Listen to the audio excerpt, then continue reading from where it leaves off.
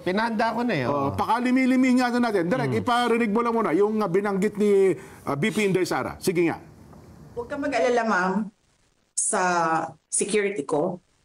Kasi may kinausap na ako na tao.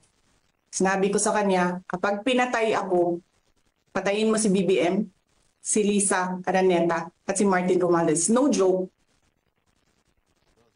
No joke. Nagdilin na ako, ma'am. Pag namatay ako, sabi ko, huwag ka tumigil hanggang hindi mo mapatay sila. And then he said yes. Ayun.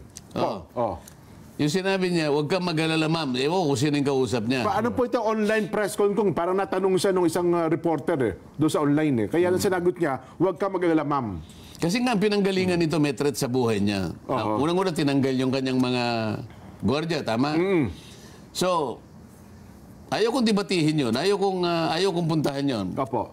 Sinabi niya may threat sa buhay niya. Ngayon, may nagtanong sa kanya, huwag kang mag-alala, ma'am. Sabi niya, dinig na dinig ko. Opo. Para sa ganon, ay mawala yung threat na yon o kaya makounter ang threat na yon. Sinabi niya, nag-hire na rin ako. Pag ako'y napatay. Pag ako'y napatay. Opo. Meron ba siya sinabing, diretso ba siya papatayin ko kayong lahat? Iba yun eh. Iba yung pag ako napatay. Pero yung threat na merong laman. Merong laman at buto. Opo. Diyan, tandaan mo to. May laman at buto, opo. Walang kondisyon ito, papatayin kita. Okay, opo. Diretsa yan. Diretso yun eh. Kaya sinasabi ko, emotional outburst ito eh. Isa nangyayaring struggle, sa nangyayaring, baka naman sabihin, kinakampihan ko na, ina-analyze natin dyan. Anong pinanggalingan ito? Anong pinanggalingan? Lahat na ng puwersa, lahat na ng kanyon ng House of Representatives nakatutok sa kanya, samantalang yung 349 na binigyan ng audit observation memo ng COA, tatawa-tawa lang. Nakaligtas sila. Bakit ganun?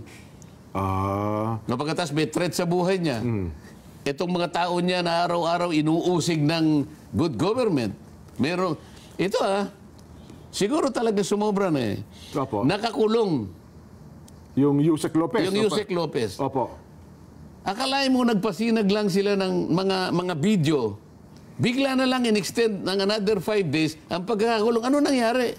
Iniiba daw yung tagpo tsaka hindi na naman daw Sinong nag-iba ng tagpo? Pinayagan ba yun na matanong man lang kung may kaugnayan siya sa mga pinalitaw ng mga video? May nakapagsalita ba sa kanya? Meron siyang abogado na magsalita para sa kanya para depensa ng sarili? Wala. Bigla na lang nag-motion, walang objection, in-approve yun. Kasi hindi ako pwedeng mag-object eh. Kasi daw hindi ako member eh. Hindi ka member yung committee. Kapag hindi ako member, hindi ako pwedeng mag-object. Ganun ang nila eh. Ayun. Anong klaseng proseso nangyayari? O ikaw ang vice president. Baka higit pa doon, nasabi mo eh. Nako.